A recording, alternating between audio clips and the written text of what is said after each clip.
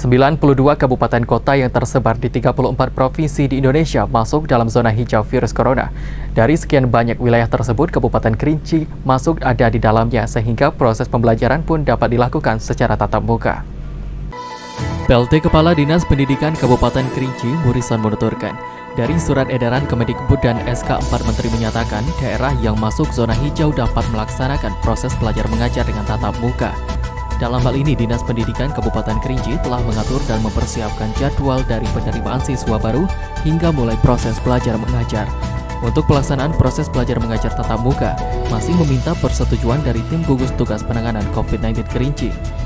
Berdasarkan hasil rapat teknis bersama Korwas Pengawas, Korwil, dan stakeholder, telah dibuat SOP protokol kesehatan pelaksanaan proses belajar mengajar. Direncanakan proses belajar mengajar tatap muka dimulai pada kelas 4 hingga 6 sekolah dasar dan seluruh tingkatan sekolah menengah pertama. Untuk siswa satu kelas dibatasi sebanyak 14 orang, sementara untuk tingkat SMP maksimal 16 orang dalam satu kelas. Selain itu, jadwal belajar akan dilakukan pembatasan. SOP untuk pelaksanaan kegiatan proses belajar mengajar. Oleh sebab itu, sekarang menunggu daripada gugus tugas atau pemerintah daerah.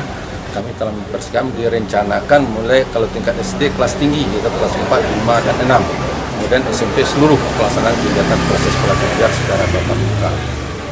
Untuk pelaksanaan tersebut, kami sesuai dengan ketentuan atau edaran dari Permendikbud, melalui Permendikbud, bahwa SD itu maksimal 14 orang, kemudian SMP 16 orang. Kalau sekiranya lebih dari dalam satu kelas, lebih dari kelas tersebut, kami akan melaksanakan shift, yaitu ganjil dan genap. Nah, kemudian jam proses pertemuan juga dibatasi sesuai dengan jam proses belajar mengajar. Fendri, JEK TV melaporkan.